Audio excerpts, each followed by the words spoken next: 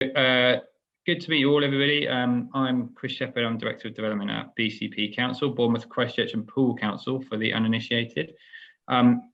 Today, I just wanted to run through very quickly, because I'm conscious that we've got another speaker on the slot on the session as well, and really it's about having Q&A session. So I wanted to run through headlines on our place, a bit about our vision called The Big Plan, examples of what we're doing and have done, and then some key ingredients that I think have made up sort of that transition over the sort of perhaps the last year or so.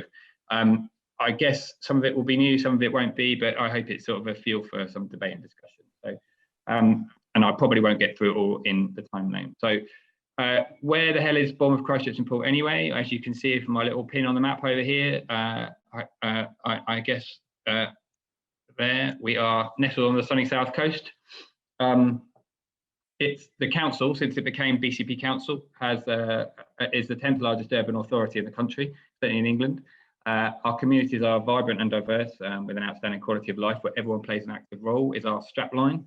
But really, we're also a globally recognised coastline of opportunity, or at least that's what we're trying to get to, where people will love to live and learn, work and explore, event, relax and play. So kind of just live their lives in a great way, really. A bit about our economy: home to 400,000 people, 3 universities, international airport and port, 10 miles of sandy beaches, and unbelievably, the 2nd largest natural harbour in the world. We're located between the New Forest National Park to the east and the Jurassic Coast to the west. And about 19% of our area is also SSSI designated, which makes it quite challenging from a planning perspective. We're quite squeezed, obviously, with the sea on one side as well. The economy is worth about £10 billion per annum. There's about 15,000 businesses, and our 5 key sectors are all thriving. And many brands have located here over the years, but have grown up as well here. And many of you will recognise that Sunseeker, JP Morgan, Vitality, Lush, and others. A lot of them have their HQs or strategic operations here, largely because of the quality of life that it's offering to their talent. And our 5 sectors are financial insurance, advanced manufacturing, which largely focuses around aerospace and marine, health and social care, tourism, hospitality, and sort of culture and creative, and all of that is underpinned by our plans for a smart place, and our sort of digital backbone, more of which later. So it's all good in the house of BCP, isn't it? However, we also have significant congestion issues. I think we were voted the 3rd worst congested city in the country not so long ago. We have poor transport infrastructure. Trains are kind of good, but they stop here really at Bournemouth and then sort of fall off a cliff in terms of its electrification. The connectivity across the conurbation is difficult and weak. And actually our productivity is pretty low compared with the national average, and also our sort of graduate retention is low, given that we've got 3 universities and a good college. That's sort of adding to a skills conundrum that we're sort of starting to face. And one thing I suppose I should also add, although it's not normally part of my sales pitch, but it's becoming this way, is that we have a population across Dorset, so our wider county, is about 20 years older than the rest of the country. So what we're facing now, other places will face eventually. And that's sort of a real sort of, an aging population, not many of whom are sort of actively involved in the workplace. So that's adding to our sort of domestic, sort of social care pressures as well in some cases. So that's sort of our summary. What about our vision for sorting all that out? Well, we are the sort of, we like to call ourselves the UK's newest city region. We are bold, confident and proud. It didn't take anyone long in comms to come up with the BCP equaling bold, confident and proud, as well as Bournemouth, Christchurch and Poole. But it's brimming with prospects, positivity and pride, and hopefully that'll come through in my presentation. And I've just explained about our aspiration to be one of the best coastal places in the world. It really is about this world-class piece that the leaders really want to be seen as up there, sort of in an unrivaled way, with our, as a world-class destination. And to do that, we're going to need vibrant communities, skilled people, quality infrastructure, outstanding quality of life, which we've got some of, a strong economy, and a decent sort of cultural offer, and of course our unrivaled environment. This got wrapped up into our big plan recently.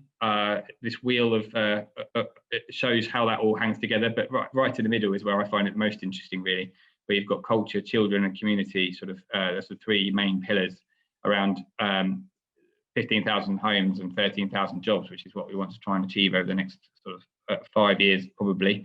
And as you'll see at the bottom there, development value of about £3 billion. So we reckon we've got about 16 major projects on the books, which total up to about that. And they're just council schemes mostly, some of which are in partnership with the private sector, but largely ours.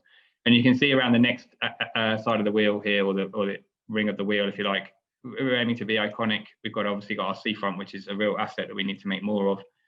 Poole is a big in need of a lot of love. Bournemouth's had a lot of love over the years, but Poole needs it now.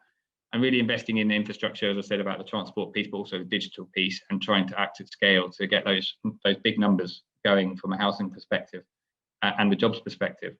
And to do that, we've created our own futures fund, which has come about through some creative accounting by the leader, and taking sort of the reins from government and saying, well, actually, we reckon we can do things slightly differently here and create our own fund, which we can invest in capital and infrastructure projects, which we're sort of starting to do.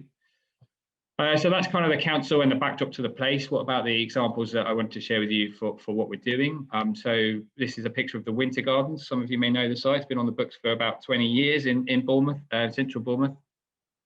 It's a Bournemouth Development Company project, so that's part of our joint venture with Morgan Sindall Group, which we've had running for over 10 years now.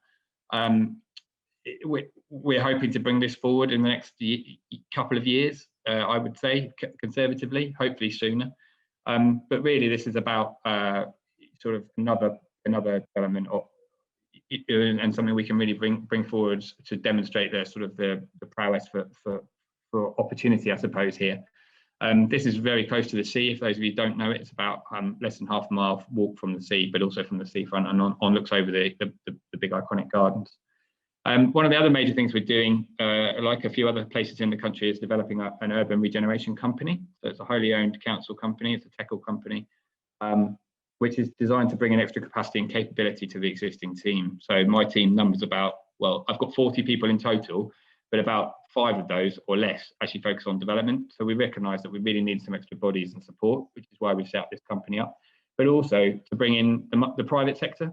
So all of the people that we've brought in there are from the private sector one way or another, and have got that development experience and connections into sort of the investor community. So it's raising the profile as much as it is about doing sort of bringing the nuts and bolts of development management to the council. And really they'll end up looking at some of these exciting sites in a lot more detail, such as the MedTech Living Lab we aspire to see happen next to our transforming hospital in Bournemouth, and which is on a 6-hectare site, right through to the complete rejuvenation of Poole Town Centre, which I said before, which is a complex piece, which I can't go into here, but is going to take some time to sort through. So lots to do on that front, and hopefully with the brains and extra capacity in place that we've got now, we should be able to accelerate and motor on that. We're also fortunate to, hang on, where's my mouse stop working, to achieve 21.7 million from the Towns Fund. Those of you that have got Towns Fund awards will know that it's a bit of a torturous process with government expecting lots for not very much to start with. This is a picture of the master plan for Boscombe Town Centre, which is where the focus of the town deal is. And really, we're trying to build on the areas arts and craft, so arts and creative sector, but also its seaside heritage as a spa town right close to the coast, and try to really start to change the physical fabric of the area, which has long been an area of deprivation. In fact, it's one of the most deprived wards in the southwest. So the need for greater access to good quality jobs, training, and homes is sort of paramount, as well as putting up a high street and offering sort of a higher quality offer there. We're also investing growth deal funds into Lansdowne. This is a picture of Holderness Road, which runs from the main station in Bournemouth to the cliff top. I wish buses like that were running down it, but they're not yet. But essentially, it's about creating a nice place for the business community, the students and the residents that all come together there to share knowledge and really enjoy a cafe culture, which I'm sure many of you have got in your places as well. I think the difference being here that it's so close to the main infrastructure, transport infrastructure, travel trains for us, and the cliff top, which brings it sort of a bit of uniqueness. But we're in the final throes of delivering phase 1 and 2 of that, and then we'll be back out looking for further funding for that. What about COVID? Haven't mentioned any of that this morning. We created a task force back in June last year to Respond, Recover and Reimagine, which is what the R-Cube stands for. We formed 3 groups, sort of a broad business group, a welfare group and a retail, hospitality and leisure group, made up of various stakeholders across those industries, chambers, bids, trade groups, and they've been hugely successful because it's provided a really strong dialogue between the council and those communities, those businesses, on a regular basis. I chair the retail, hospitality and leisure group meeting every fortnight, and it's still going now. And I keep saying to businesses, "Are you sure you want to keep coming back to this?" And they genuinely do, and they said as much. So obviously we're providing some kind of value, but it's really just about now we're evolving it from a how do we keep safe and how do we make sure we've got all the infrastructure we need to help our customers keep safe, right into sort of, okay, what does the future of a town centre and high streets look like, which is very exciting. Like many of you, we've been very successful in handing out grants to over 6,000 applications over the last sort of year or so, about £160 million. I think the reason I mention this is because in the last 6 months, we've given out £3 million worth of what we call bounce back challenge grants, which were designed to get businesses to think creatively about what they needed investment for, rather than it needing to be paying the rent. It was more about what can you do if we were to give you a bit of money? What would you do to help bounce back from COVID, which has been very successful as well. We also did a big engagement event last summer, which enabled businesses and residents to drop pins into a map online. Obviously, during COVID, that was the only way we could do things. And our esteemed deputy leader and portfolio holder on the right here was the chap behind all that, who really wanted to hear from communities about what they wanted to see happen in their areas. We're now taking a high streets and district centre strategy paper to cabinet at the end of this month, which will outline sort of the high level strategic aims and objectives, but actually we've got a whole load of activities going on the ground, including servicing and sort of reballoting for business improvement districts. We had, for the first time this year, Festival Coast Live, which was a community-led sort of funding opportunity for people locally to support and drive local festivals pop up all around the conurbation for visitors and residents to enjoy. And then on the right, there's a picture of last summer's craziness when over 500,000 people descended on Bournemouth beach on that hot sunny day. And this year we had a good tactical plan in place, which we were able to put out and make sure everyone was safe, which worked really well. Just a couple more slides. This is a picture of our Smart Place programme, which looks very complicated, but essentially it's bringing local drivers for change together with technology over here to try and create, through a fibre spine across the conurbation, sort of I guess a smarter place. We are currently trying to bid for council funding through that infrastructure part I said about earlier to support a fibre core, which will then sort of bring the market to life. We've got City Fibre already investing in the area, but that's more about residential properties having access to gigabit fibre. This is about trying to get the business community together to generate new apps and services. We've also got our own 5G network up and running in the Lansdowne, and have got funding through the town deal to support Boscombe in the same way. And then it's not all about business and concrete and infrastructure. We're also in something called the Future Parks Accelerator. This is a picture of Bournemouth Gardens, where we're using government funding through various different routes to inspire ways to develop and manage our green spaces. Obviously, with nearly 20% of our area covered by SSSI, so they're fundamental to us to look after those, but also it's a real value add for our people and attracting more people to the area. So that's hugely important to us. So I guess that's it in a very quick whistle-stop tour. I think I've done it in just about 10 minutes, maybe a bit longer. These are the things that I think I've seen happen over the last year. From where we started BCP, we were in a Unity administration, Unity Alliance administration. It wasn't bad, it was just different. What they didn't do though was do these things very well. I think leadership and vision from the top has been really important. We still need to be better at prioritising what we do want to do and don't want to do. We've been creative around not relying on government grants, although it's helpful when we do have them.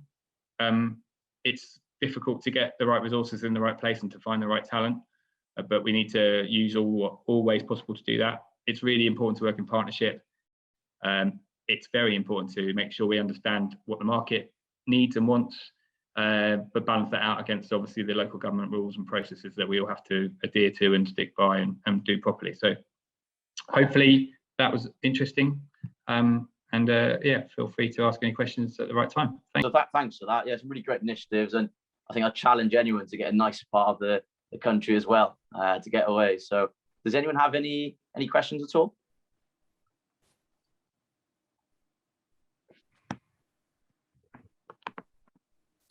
quick question, Alex. Sorry. Just Chris, just on the you mentioned your futures fund. Is that just council? Is that just effectively council borrowing? Is it? Yeah, I wish I was close to these to the small print, James, but yes, I think so.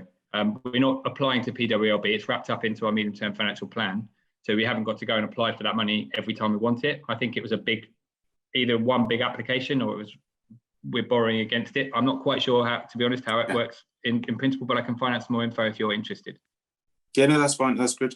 I just one of the bits at the end there is about resources, and I suppose part of Alex's field, but I suppose, Chris, in terms of, I don't know about you, but certainly, you know, we're seeing resources even more of a stretch more recently. We're seeing professional members of staff who perhaps more traditionally have stayed away from so I work for Telford Council, so we've had staff who've traditionally been approached or, you know, looked at opportunities in, say, Birmingham and elsewhere, but they've taken the view not to travel, so they've kept with us. So despite the fact we pay probably, you know, 10 grand less than the private sector, they've stayed with us. But certainly with COVID and the outcome of that, we've seen probably at least half a dozen getting on for 10 members of staff in the last few months, effectively give notice to go and work in the private sector in Birmingham because they only have to go in there 1 day a week. And so we're really, I think that's our biggest risk is around resources going forward, I think, really. It's a real challenge.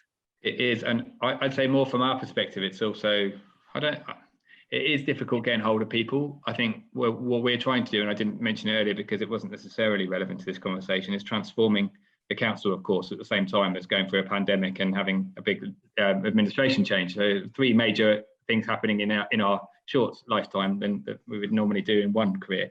But you know, we're trying to become one council from effectively 4. So there's a bit of transition of staff as well, and you know, I guess I come back to the culture. You know, our people are the people we end up keeping, the people that are actually going to end up making the difference and believing in this vision. You know, or are we going to lose the good people and lose them somewhere else? And that's, I guess, why it's really important to have this clear vision and this belief and this ambition, because it gets people like all of us sort of behind that. And you think, yeah, actually, this is somewhere I want to work, and I can maybe suffer some other ills because actually I believe in what we're trying to do here.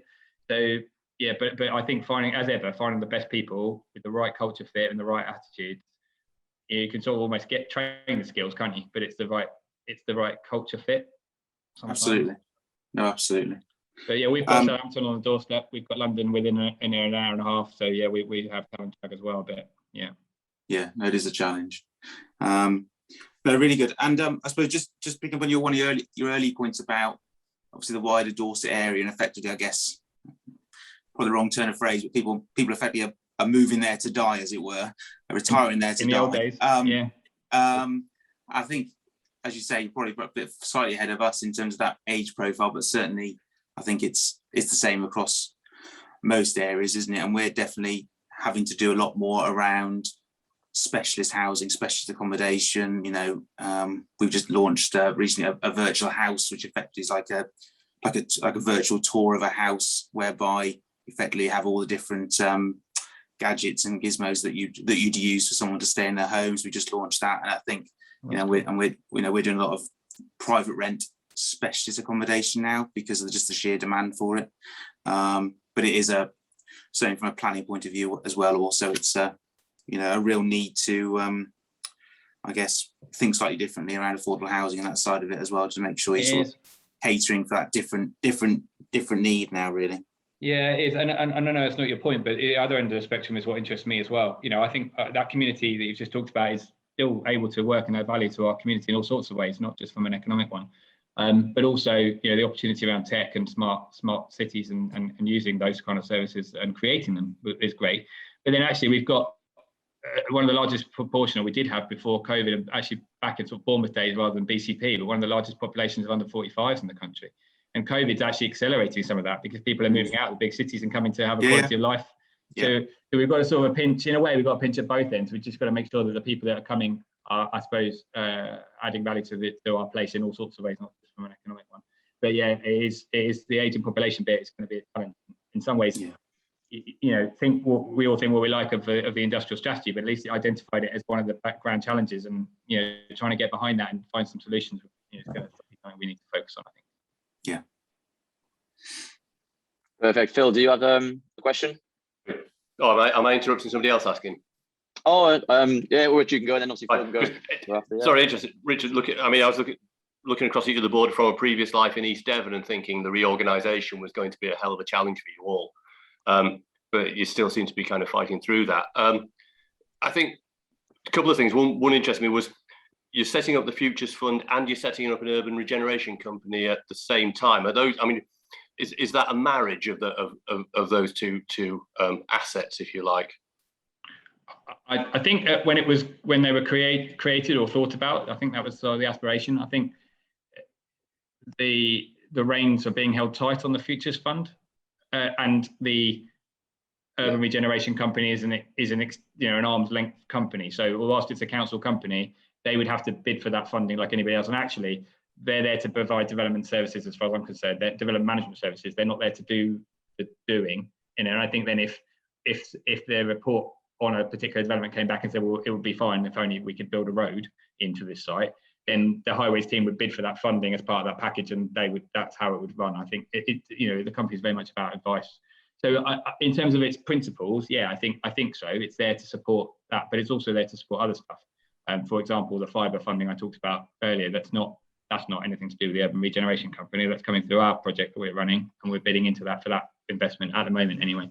So yeah. And you're putting land assets into this process as well, is that right? Yes. So the 16 sites all have some or other involvement of us, mostly land. Yeah. So it just goes up wider philosophy that the level of uncertainty in terms of future funding coming in from external sources and the ability and the necessity of an increased degree of self-determination on the part of local authorities and the flexible use of their own assets to generate that kind of growth.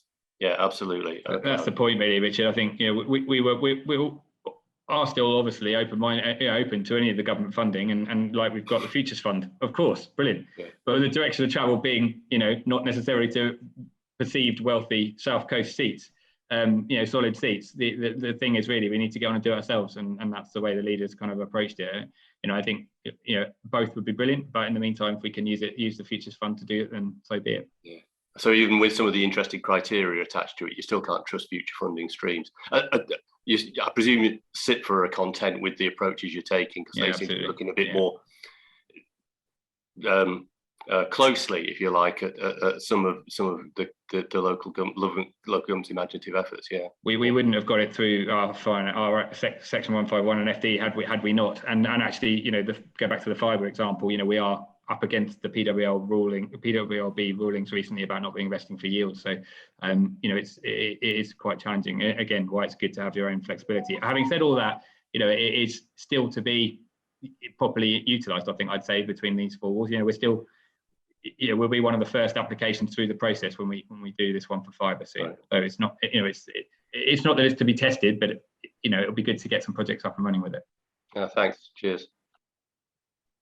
Perfect. Phil, would you like to ask Chris a question? Thanks, Chris. Really interesting. Thanks, Alex, for inviting me along. I'm Phil Drain. I'm Director of Planning and Economy over in Brentwood in Essex, so a little bit further away from this neck of the woods, but know it a little bit from holidays and certainly familiar with Dorset and things, and that's quite an interesting context to see what you guys are facing.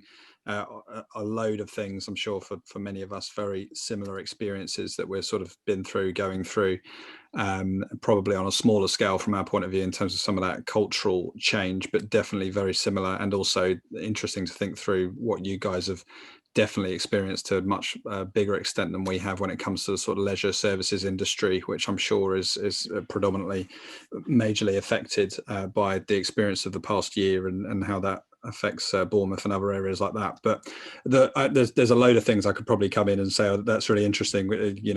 Here's my thoughts on those things. But one in particular, you mentioned about the JV with Morgan Sindall. I don't know if you'll be pleased to hear this or not, but Brentwood also has entered into a JV partnership with Morgan Sindall a couple of years ago. We went through that process. You were a bit further ahead than us.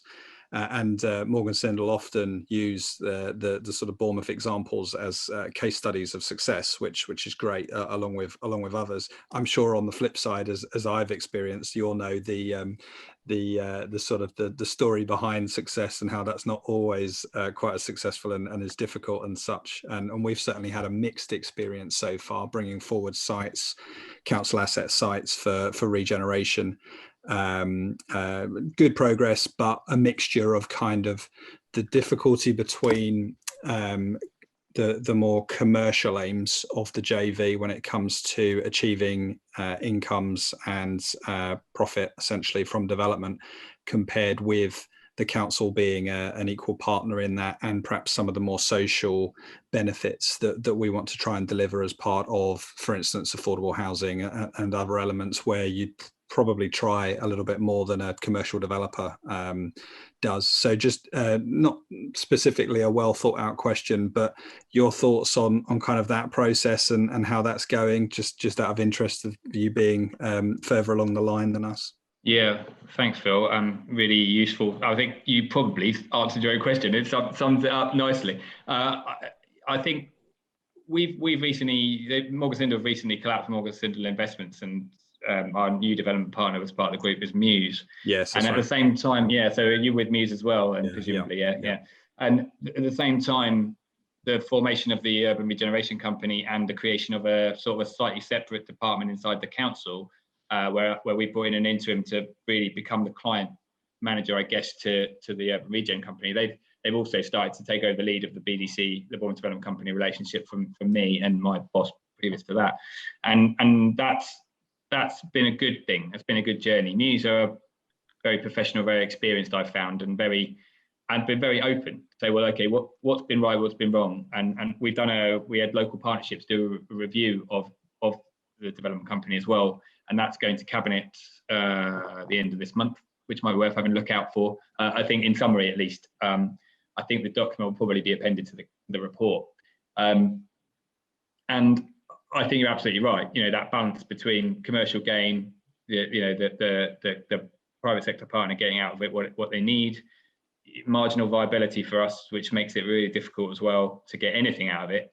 Then you start getting into the value of the council's asset that's putting in, and the value they need to get, and chucking a bit of car park in, and you suddenly, it's just, before you even get into any conversation about affordable housing. So it makes it quite challenging, which is probably why we've only ended up with 4 sites actually coming forward over the last year. We've had it running for 10 years. There's 17 sites on the books.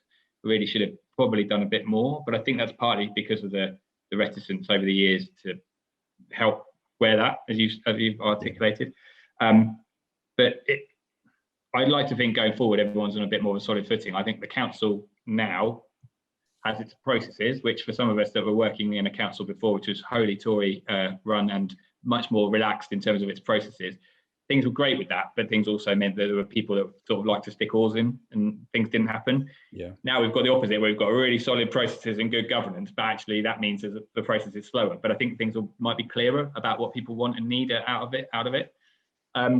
But also we're getting now to the point where the 2 big schemes that we really want to get away are the Winter Gardens.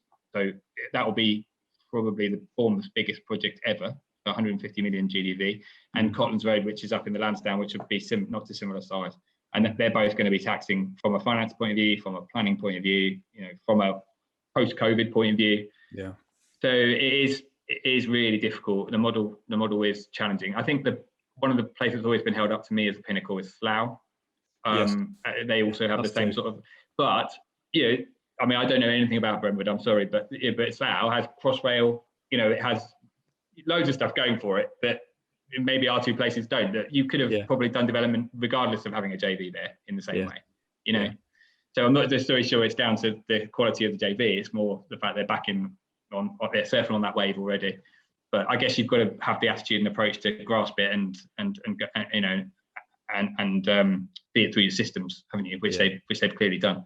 Yeah. So it's challenging as ever, and it will be interesting to see how the BDC sits alongside the Urban Regeneration Company as well. Great, thanks. I'll look out for the updates. That's really helpful. Perfect. Well, I hope no one's from Slough, Chris. Where you say It was a double-edged sword. It was a bit of good and a bit of bad. Yeah. Yeah, no, right. Swiftly moving on, Kev, I think you've got a question for Chris. Yeah, thanks. Well, the original question was actually related to the JV with Morgan Sindel, but I think you've addressed that. The second one really was about your target for jobs and the 13,000 target. And I'm also interested in that you've got that sort of the 3 universities and the college, and how that relates to the growth opportunities. Because I think we have a similar thing with we have a university in the town, and we're looking to retain a lot of the graduates there, and we're finding that sort of workspace provision, affordable workspace, and not just the space itself, but the networks that go around it.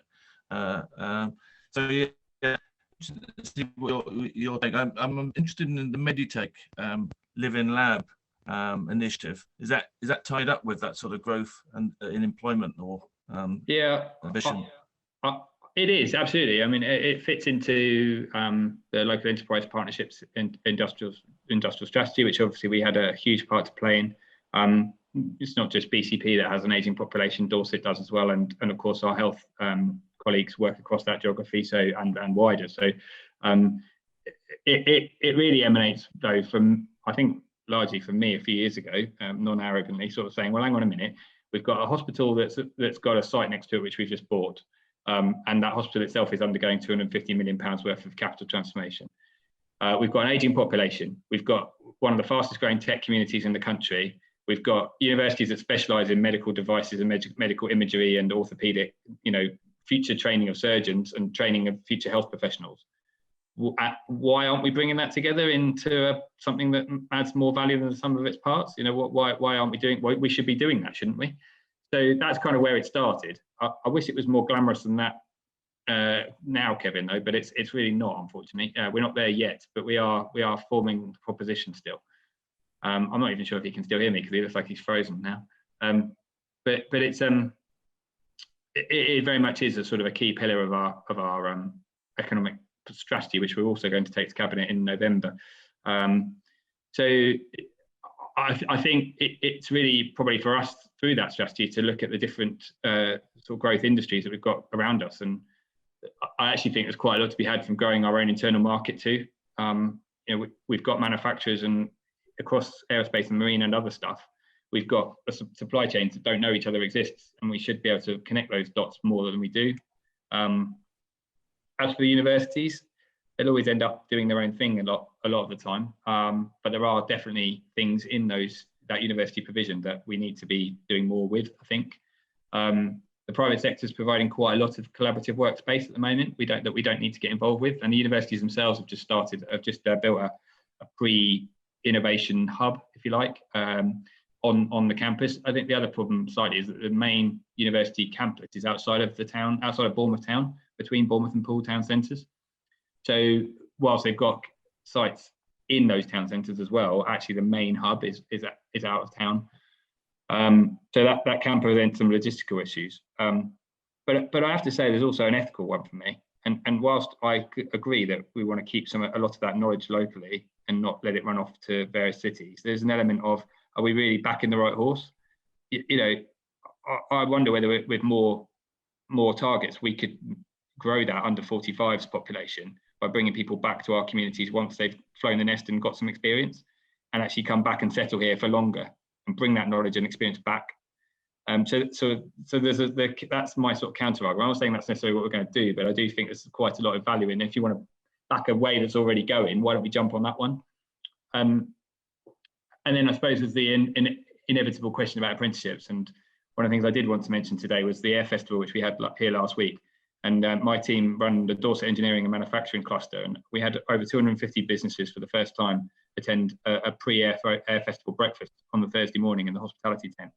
And it was brilliant. Now, I'd love to say the draw was us, but the draw was probably Squadron Leader Red 7 of the Red Arrows, who talked all about his experiences of doing flypasts over London and Paris. But nonetheless, we were talking about skills being the main issue for businesses in that sector and across all sectors, actually.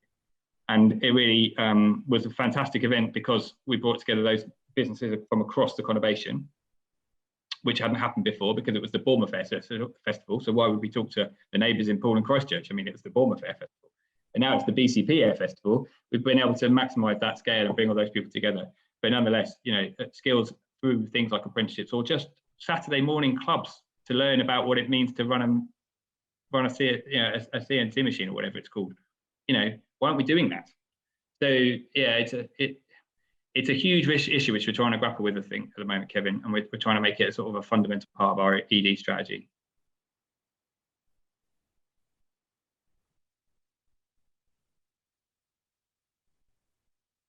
You're on mute, Alex.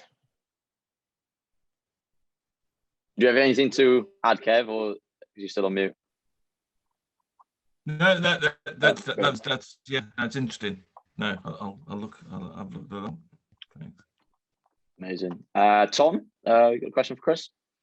Yeah, well, I was going to add to as long as I'm talking, the conversation around joint ventures. I've managed quite a few now, and I procured Watford's one about 10 years ago, and I'm back in Watford now in a new position, which I'm going to talk about in a minute.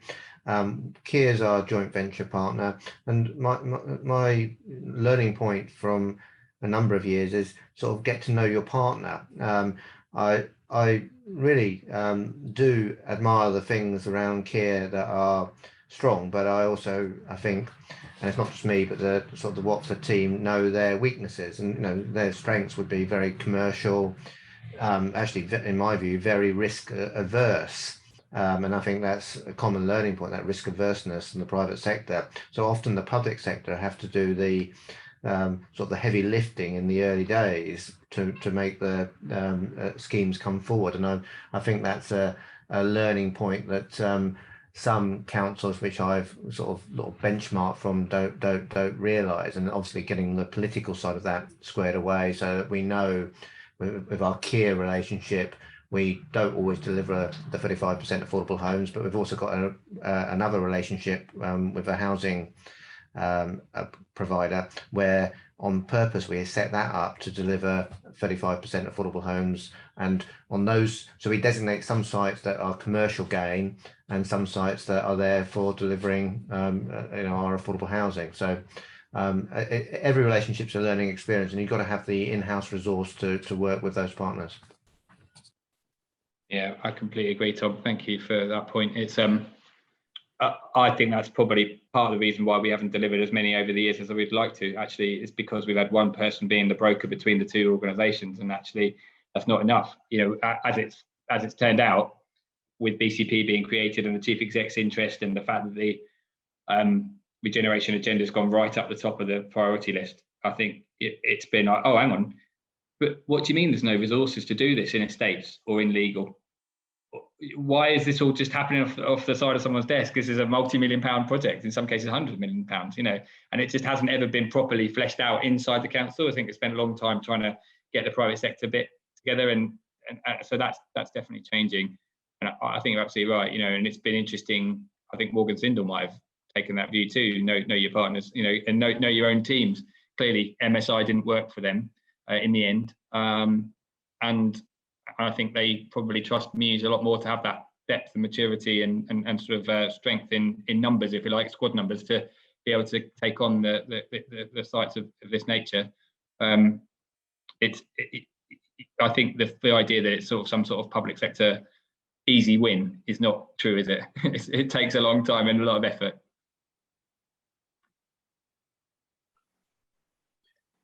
So just on that specific of the aging population that you've got, Paul, and I think that's true of quite a lot of us in the kind of, sort of southwest and the rural / coastal communities. They're not just there to object to planning applications. They are actually quite an important investment in the economy, and potentially, and I don't know whether this is happening down in Bournemouth because I'm looking for examples of it, is whether or not, in terms of an aging population and their need for technology services and their potential as a market and their, you know, exploitatively their money as well, but also their potential or the potential role that you've got 3 universities, for instance, have in developing new directions in terms of coping with a aging population, because it's only going to go up the numbers that you've got, and that's true of all places. And as you said, you're well ahead of the curve there. Is that something that is happening in your both kind of academic and I suppose private sector research world, thinking about how to engage, if you like, with that demographic? It's quite an interesting question. I think I've certainly thought about it, but I wouldn't necessarily say it's written down anywhere. I don't think it features necessarily that highly as we've gone for a sector-led approach rather than a demographic-led approach in the economic development strategy. So I think it's sort of age agnostic in that sense. But I think you're right, and I've mentioned the industrial strategy earlier, and it does. I think it might feature a bit more highly in the LEP's local industrial strategy and sort of plan for that. But I think we all know it's a thing. I'm not sure it's necessarily been captured in a way that you've just articulated in there. What are we doing about it? And of course, businesses will probably just be jumping on it if there's an opportunity. They'll just be doing it, won't they? But you'd think. You'd hope, yeah. I think universities are well aware, particularly Bournemouth University.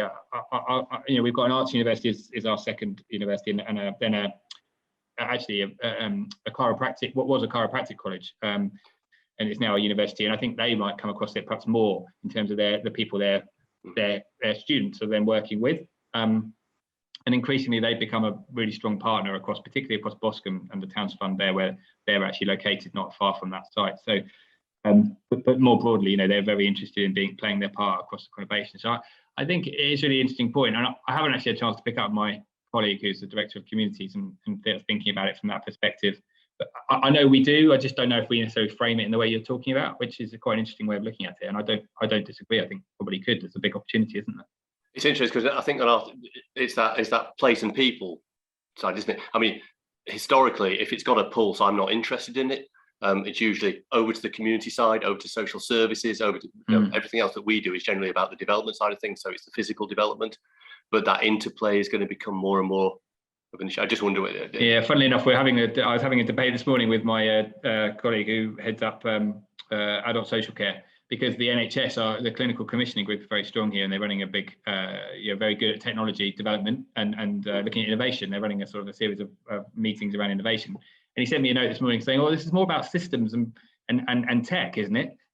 Is there someone that, isn't this more your bag?" was basically the implication. And I was like, well, actually, it is, but isn't it more your bag because it's social care? I don't want to not go, because we'll go from an infrastructure perspective and a jobs perspective. I don't know the first thing about social care. So, I need someone from the council to come and talk about what it means to you guys and your customers, because we can put the infrastructure out, but if it's not going to work for your people, how's that going to work? And apart from anything else, surely as a director of social care, you need to know what the clinical commissioning group's doing about the latest innovation, the latest bit of tech for your customers, aren't you? Wouldn't that make sense? So I appreciate we're all busy, but it kind of, don't we need to join this up somehow? And there's a limit to what both of us know. He won't see it through our eyes from a development or an economic development perspective, and we won't see it through his, because we're skilled in different things. So I think you're right. Increasingly those worlds have got to cross over so much. Thanks.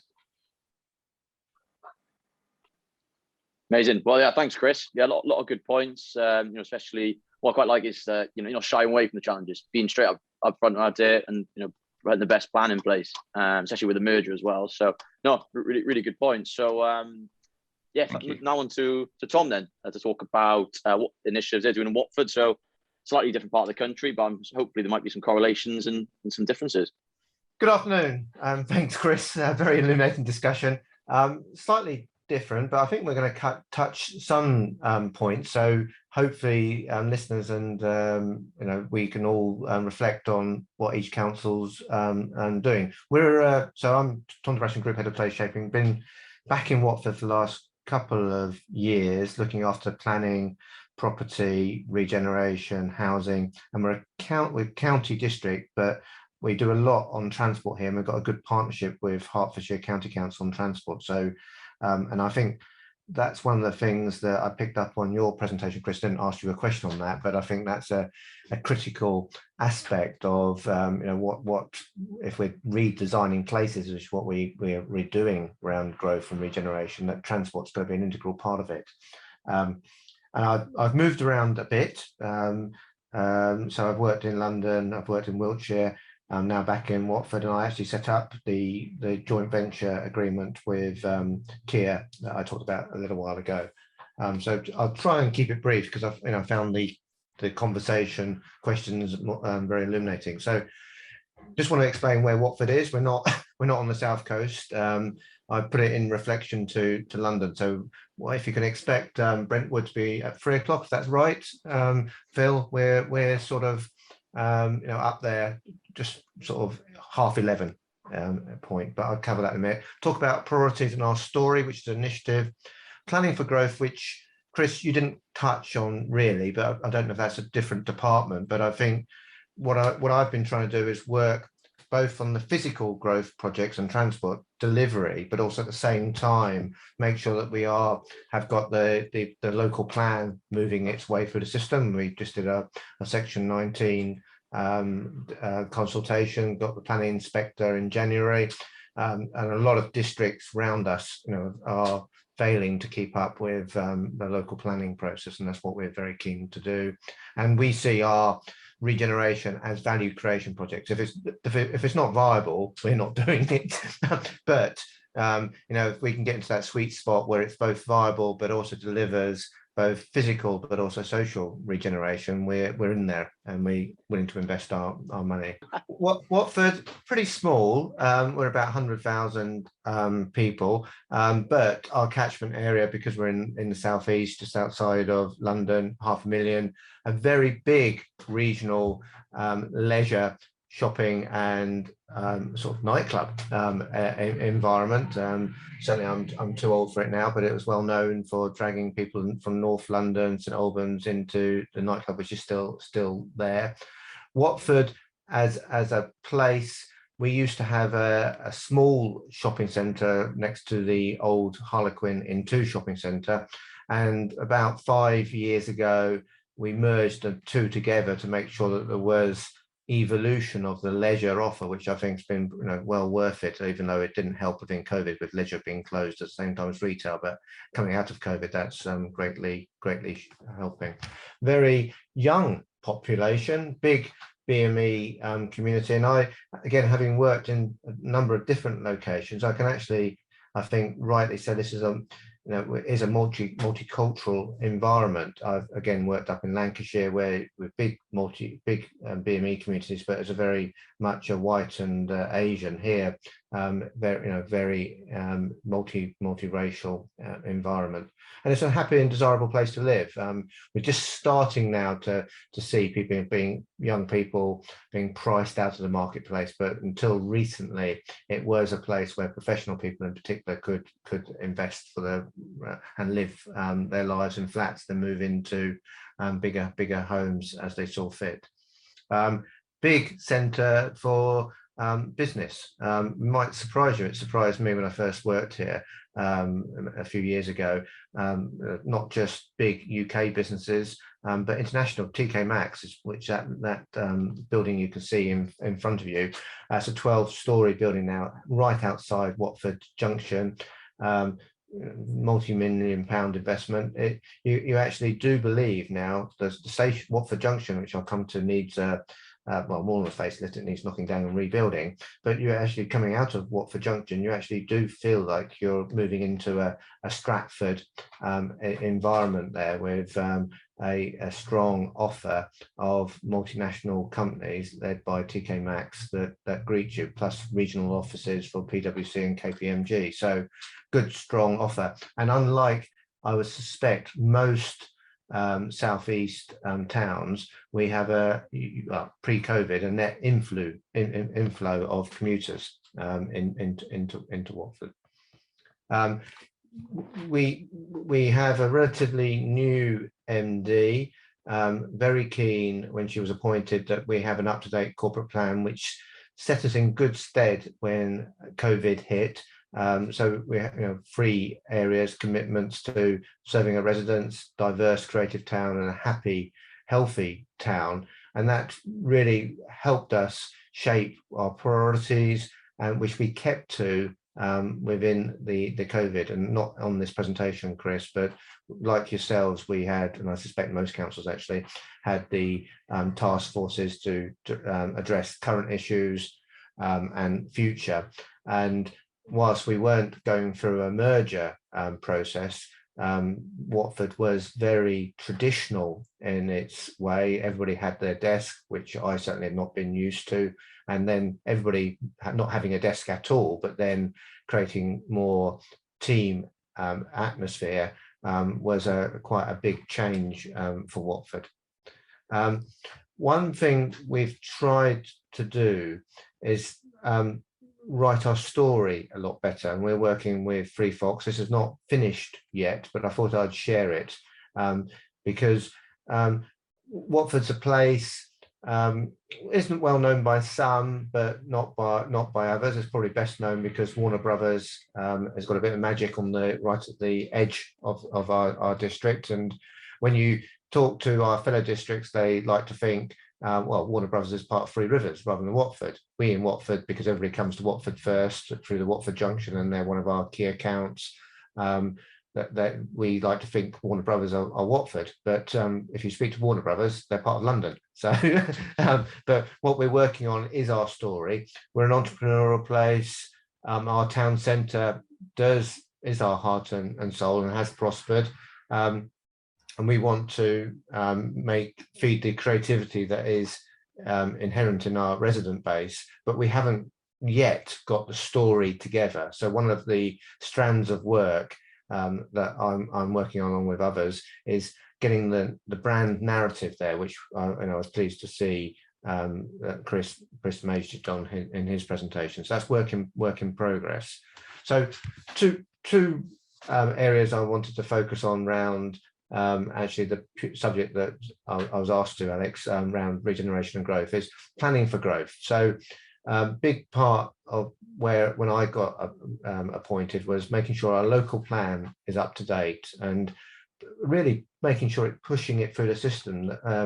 Again, a lesson learned, I've got a few grey hairs, is that a lot of studies are done, but then it's a willingness to sort of tackle the subject matter head on. We were helped a bit because we did manage to find enough potential landowners that wanted to put their sites forward, which we then assessed and believe that we can hit our housing targets, but it's also a force of will of bringing program management capability to our planning team. So, and they saw it, and it worked. It wasn't. I brought an external project planner in to help support the local plan move both through the internal system, but also the consultation process, making sure that in our growth areas we have got up-to-date SPDs that will then hang off the back of that local plan, and we working in parallel with the government's proposals around the focus around design code. So we weren't successful in bidding for a pilot, but we are still progressing local design guidance. I mentioned before transport. I think that's incredibly important. Our hopes for planning for the future will fall down if everybody stays in their private motor car, and it creates a lot of potential opposition as well to physical growth of more both employment and car spaces. So, and if we can persuade people out of their smaller journeys, up to 2 miles, and Watford's a fairly small, compact place, then we'll be doing a great thing to make people's lives more healthy and transform that experience. So working with HCC and putting extra resources in, we've produced a transforming travel strategy for Watford, which is out to consultation at the moment. We do have an up-to-date economic strategy, and no place is an island. I suspect BCP not totally an island. So we're working with our 4 local district partners and the county on a strategic plan which has got MHCLG funding. So we not in tandem with our physical investment in projects, we are taking forward the planning proposals. As Chris is sharing, I'll share that there are issues there. People are worried about the transport issues, and most places are. We're now bringing forward our car light or car free, but then there's antagonism between residents who seem to have got their sort of being able to park their car for life versus new residents. And then more recently, there seems to be some view that taller buildings aren't right for Watford, and the only way that we can deliver our housing targets is building up.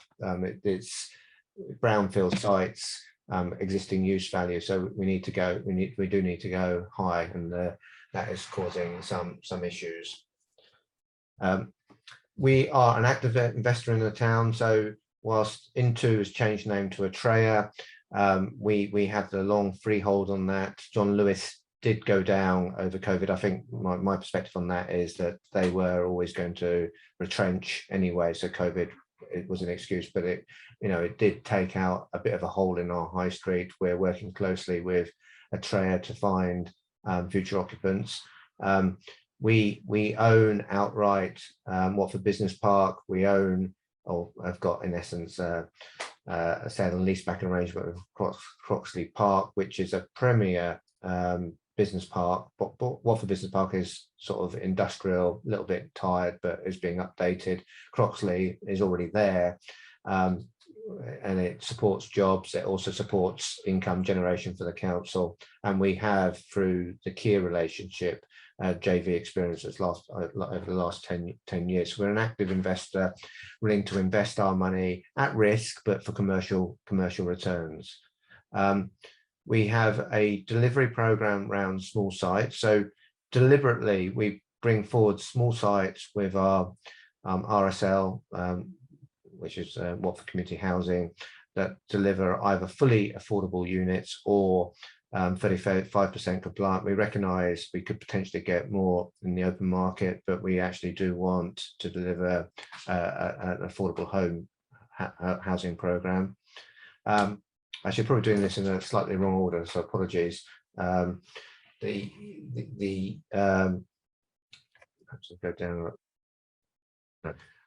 Watford Junction is our big brownfield site. We don't own much land around it, and would welcome anybody's views around it. I have a team led by Deloitte building up a business case for external intervention, looking at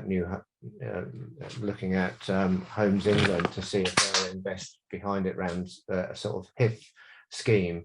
It's about break even, but needs significant upfront infrastructure. I would love, Chris, the sort of investment upfront that you may have, but it will take a lot of unlocking. But it's one of the biggest brownfield sites in the southeast. So that's, if the government's bringing forward county devolution growth deals, that this is one that we're majoring on with our Hertfordshire colleagues. Town Hall Quarter, this is one where we've got an old town hall where I mentioned that everybody was used to having a desk each. New post-COVID, that's not the case, so we want to bring the town hall back into more efficient use, more community use, perhaps bringing also an innovation hub in part of it. At the same time, we've got some land holdings around it. So we've taken on purpose, partly because Kia have changed over the last 10 years. Each construction company has had difficulties, and we wanted a focus here on more iconic and better design. Well, there's no criticism of Kia around the area that they are working on. We're looking actually at a different JV partner, and we've gone out to, not Oju anymore, but gone out to tender, and we're Muse are one of those bidders that are left there, as a couple of others are. So we're looking for more a design-led solution for this area. So it's a whistle-stop tour. What I didn't spend enough time on probably is our experience with Kia, if that had been helpful to others. So we've delivered already circa 300 new homes with Kia 50/50 joint venture, an industrial zone. We're now onto a second industrial zone, and because it's right next to a hospital, we're also delivering a car park, which the hospital's been needing for many, many years. Anyway, open to questions and discussion. Perfect. Thanks for that, Tom. Yeah, is anyone who would like to start with any questions or further comments?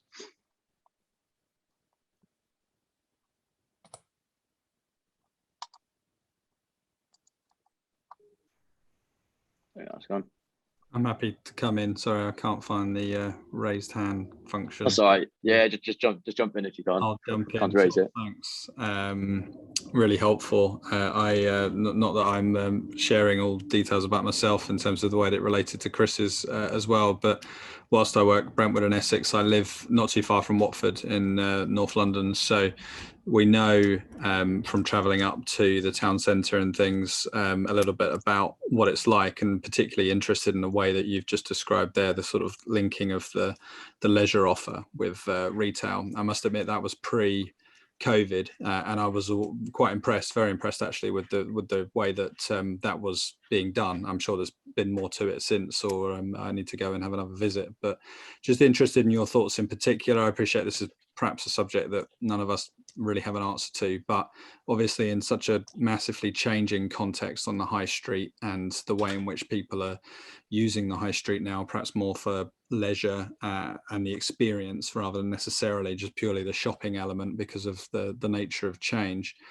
What your vision is, or what the council's vision is for kind of what that will look like in terms of the work that you've done already to open some of that stuff up with, you know, some really interesting and great public realm and buildings and things around that area, and how you're going to sort of position the town centre in that regard. Also, just to pick up really interesting stuff around the Watford Junction stuff. Definitely, I think Homes England's the route to go forward in terms of trying to find funding for that. We've done some similar stuff on a different scale and layout, but that's interesting as well. Welcomes that. So I'm sure Alex would share email addresses. So if there's knowledge to be gained, would welcome that. Sure. In terms of leisure, well, let's start on high streets. Predating me, we saw the fact that we need to have multi-diversity in the high street. Watford's always had a sort of 18 or 16 to 22 year old drinks culture, and the national brands represented in a very strong regional centre, but didn't have the leisure offer. So quite wisely, we redeveloped our own shopping centre to give cinema, bowling alley, and better restaurant leisure offer. As I mentioned, that didn't help particularly during COVID, but we feel that will post-COVID help us out. I think our worry is our overexposure to national brands. I think the new Atreya, which is the Inn2, should still be a successful location for the big brands to showcase their bricks and mortar offer. Disappointed that John Lewis have retreated, because that was a draw. But that does give the right sort of footprint, I think, for the national brand offer. And the national brand offers, those people who go to Stratford, which I pass through quite frequently on the train, knows that it can be car dealerships. It doesn't need to be the old retail, as we see it, to buy something that fit in your pocket.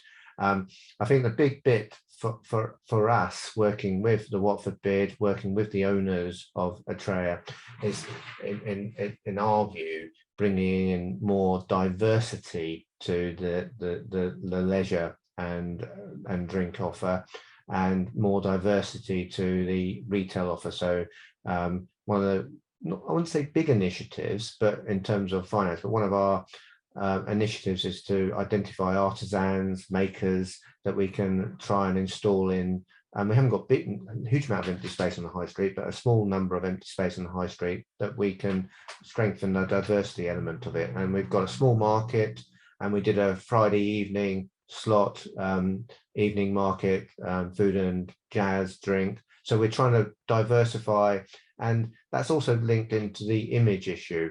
I'm telling our story so that we don't just attract a certain clientele, whether it's young people in the evening or people just coming for their regional shop. We want to be a place where people like to visit more and more often, especially if they're not going into London every day of the week. They find their what they might want to do on their doorstep rather than having to go into London. Thanks, Tom. That's helpful. I'll be back in Watford soon to see what you guys are doing. Yeah, but as I said, after I can share, whoever wants to share what, I'll just facilitate at the end. So yeah, not a problem. James, question for Tom? Yeah, thank you, Tom. It was really interesting. It was just a question around, you mentioned your sort of affordable housing delivery. I suppose I was just interested in to understand the sort of vehicle that you've used for that. We've delivered, getting over 500 houses now under a wholly owned company as PRS, with a portion of affordable just as discounted market housing effectively. But you obviously mentioned there is affordable as well. I was just interested to understand how that was delivered. Have you got a HRA, or are you a registered provider, or how is the affordable element delivered? So we deliver our affordable element with our RSL, it's our ex housing stock RSL, but they are RSL in their own right. Oh, right, okay. Yeah. So we do it through a formal joint venture. It's a bit of a convoluted one, actually, in the case that we are there to through that joint venture to deliver affordable homes, mixture of which we look to maximise the social rent, but we also have different affordable offers. Well, one of which we actually through the council we retain some ownership around that, so we do make a little bit of money out of that retention, but that's not that was by accident rather than on purpose. So we are physically using our small sites to deliver, and one of them is delivering a couple of hundred over it's now onto its third phase. So we're particularly using those sites not for commercial gain, but to more for the delivering affordable units. Okay, thank you. I see Chris's hand. Chris, yeah, fire away. Thanks, guys. Yeah, thanks, Tom. That's really really interesting. My brother used to live up in Bovingdon, which isn't a million miles from me. But I don't think I've been into Watford itself for some time. I really like the picture you've got here of the seating outside what I presume must be the main station. That's really cool. I really like that. I was trying to find a way to link all my thought points or questions together, but I can't. So my main question was about your LEP and the county deals you mentioned, and maybe what position you currently have with your LEP, and then what you think the future might be around that for Watford, and sort of not so much devolution, but sort of more in the economic development terms of who's doing what and things like shared prosperity fund and business support and all that kind of stuff. But the other point I was going to make was about high streets and sort of the filling of the whole of John Lewis and various other things. It was a sort of a nod to the soft power that we can have, all of us, with developers and land agents and landlords. And we had an experience over the last couple of years where a guy that runs the paintworks in Bristol came to Bournemouth because he had a house in Swanage and liked it and wanted to invest. So he bought one of our smaller shopping centres and turned it into something a bit creative, and then decided to buy Debenhams when that came up for sale, which is a massive iconic building right in the town square in Bournemouth. And this week saw the opening of Bobby's, as was from the 1950s or whenever it was, as the original department store. They basically peeled off all the old plastic shop fronts that Debenhams had put up and revealed this classic old building and filled it with independent makers and cool artisan food providers, and it was brilliant, fantastic. But the point is about the encouragement, the confidence, the process through estates where we had some licensing and some planning issues to sort out. All of that was fairly smooth, and the links with the culture and the politicians bit as well. It was all, everybody was rallying around him and his team to try and get it to happen. And I think that sort of spoke volumes really in terms of how it doesn't always have to be about having the ownership of the building, because actually if you can get hold of the main protagonist, the investor, you can make them feel welcome enough to invest. And I'm sure we've all got sort of experiences around that. But yeah, it's challenging times at high streets, especially when they're not the main source of the productivity gains across the country. So we're all putting a lot of effort and energy into them because they are what they are. But yeah, I don't know. It's sort of, I feel sometimes it detracts from our actual purpose sometimes. Yeah, I think for us, the high street does deliver a lot of civic pride and community pride as well. So there is a need to keep it strong and active, to be a centre of community. And I think we've taken it perhaps 25% there with the additional leisure offerings. If we can tackle the transport, we've got a ring road, so we can make it more permeable for people to walk there at night and make it easier, and sort of bring on more independence and slightly different leisure offerings. I think that will then complement the national offer of a pretty successful shopping centre, although it lost John Lewis. In terms of, I think the economic landscape is very confusing, I think, to be blank and blunt. We successfully, I think, in Hertfordshire, all the districts have worked well with the LEP. The LEP has in the past invested considerable monies in physical infrastructure as well as some of the economic play. So we've benefited from, say, for example, £7 million coming into one of our road systems, which was a loan that we paid back, and that got one of our care schemes away, actually. So that, so we've worked incredibly well with them. We've invested some of our what's it called, recovery grant money into local grants, which the LEP are investing in Watford. So we're paying the LEP, the growth hub, to actually then administer our grant system, which I think is a sensible thing to do, because otherwise we'd be setting up the similar infrastructure than they have there. With the mooting of a county deal, and also the fact that the levelling up fund wasn't going through LEPs, already there was a sort of centre of gravity through the establishment now of a county-based board that has got the support of all the districts in Hertfordshire. There was mooted issues around, was Hertfordshire going to go for one of these unitaries? I think the strength of opinion persuaded Hertfordshire that wouldn't be a sensible thing to do. And I think, for me personally, in the middle of COVID, economic and regeneration, the idea of going for a huge restructure where districts against county, I think, would have been counterproductive. Just wouldn't have made sense. But a chance for a drink after work sometime, perhaps, Chris, but I don't think districts of 100,000 people, 130,000 people have got the critical mass, and although some of us might lose our jobs, I think the idea of Hertfordshire saying three unitaries, 2 or 3 unitaries, would be much more sensible. So now we've got the fact we've got districts, we've got county, we've got a growth board, and we've got the LEP. It's quite a confusing landscape. Thanks for sharing. I'm glad to see it's not just us. I thought you solved it now. I thought with BCP you'd have solved that. It's all right politically. It's the rest of it that's got to work itself through now.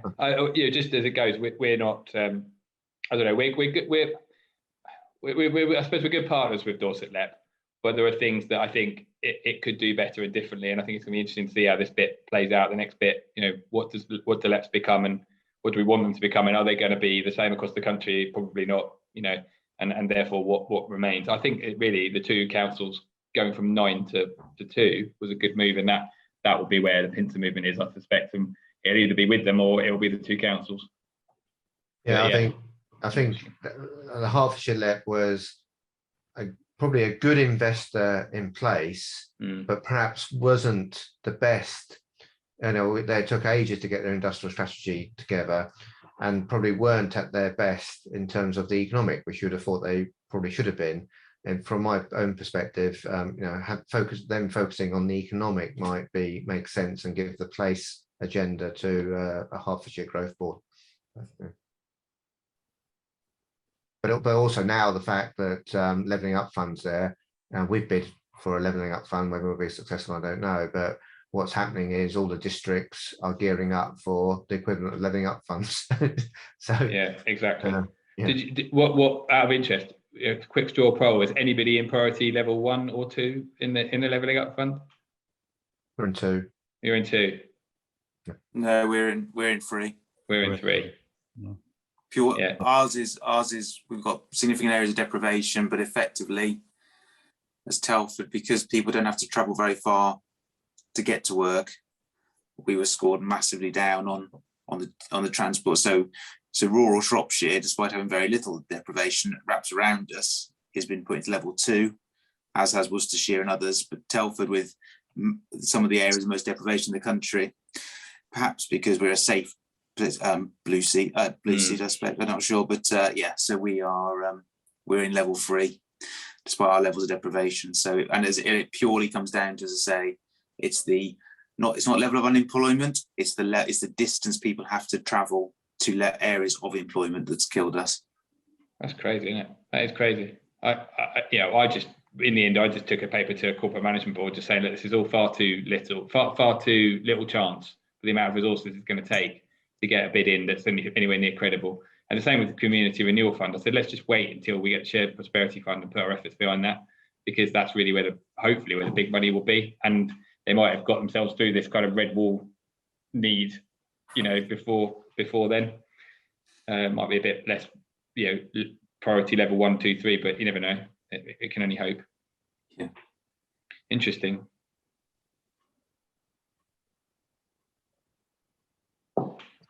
Perfect. Obviously, thanks, Tom. Different geographies across the country, doing the same things, but doing it, different. This is why we do this sort of stuff, and share ideas to hopefully you can take stuff back to your respective councils. So has anyone else got anything to add? So feel free just to carry on discussing. But I think it's flown by now. I think we've got through a lot. If that's everything, also thanks a lot. I'm not just saying this, but yeah, I think this is the best one I've done. Really a lot of good questions, a lot of back and forth, and the time flies, so which is great. If you want me to share any details of anyone, please reach out and I'll let people know.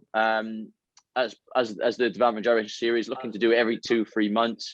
So you're always looking for speakers, always looking for attendees. So please come along again.